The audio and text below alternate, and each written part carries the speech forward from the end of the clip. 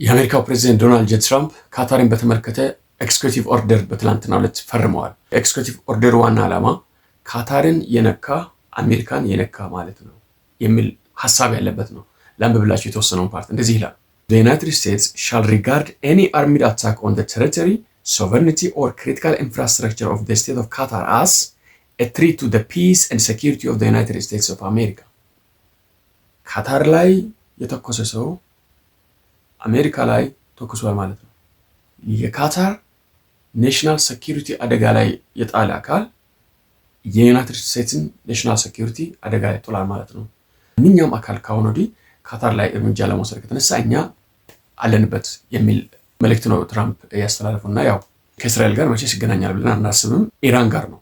ኢራንን በተመለከተ ሰሞኑን በወጣው መረጃ መሰረት ኢራን የፈራረሱ የኒውክሌር ተቋማቶቿን እንደገና የገነባች መሆኑና የዝንታን ኒውክሌር ማብላያ ከሱ ትንሽ ወጣ ብሎ በሚገኝ አንድ ተራራ ስር አዲስ የኒውክሌር ማብላያ መገንባት መጀመሯን የአሜሪካና የእስራኤል ደህንነት አካላቶች ይህንን ሪፖርት አድርገዋል እና አሜሪካና እስራኤል እንደና ለመጨረሻ ለማይቀረው ዝግጅት ያደረገው መሆኑን ይታወቃልና ለምሳሌ ይህንን ተመልከቱ። የአሜሪካ አየር ኃይል እጅግ በጣም ብዙ ቁጥር ያለው የፋይተር ጄቶች እና አየር ላይ እነዚህ ፋይተር ጄቶችን ነዳጅ የሚሞሉ ያልና በጣም ብዙ ነው። የሚገርማችሁ ነገር እነዚህ 10-20 ምናምን ነገር አይደለም። በጣም ብዙ ፋይተር ጄቶች እና እነዚህ ሪፊውለሮች ናቸው ወደዛ አካባቢ የተላኩትና ካታር እንግዲህ አሜሪካን በገንዘቧ ነው የምትደልለውና ትራምፕም ደግሞ እንደዚህ አይነት የገንዘብ ነገር የቢዝነስ ነገር ስነሳ የሚያስችለው አይደለም። ኦፍ ኮርስ ከዚህ በፊትም ካታርና በአሜሪካ መካከል የዲፌንስ አግሪመንት አለ።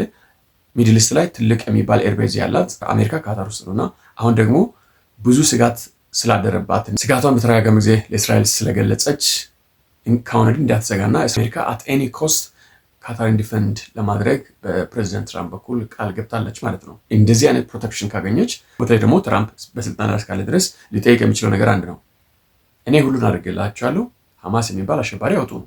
ትልቅ በርገኒንግ ፓወር ነው ለእስራኤልና ለአሜሪካ የሚሰጠው ይሄ ፕሮቴክሽን።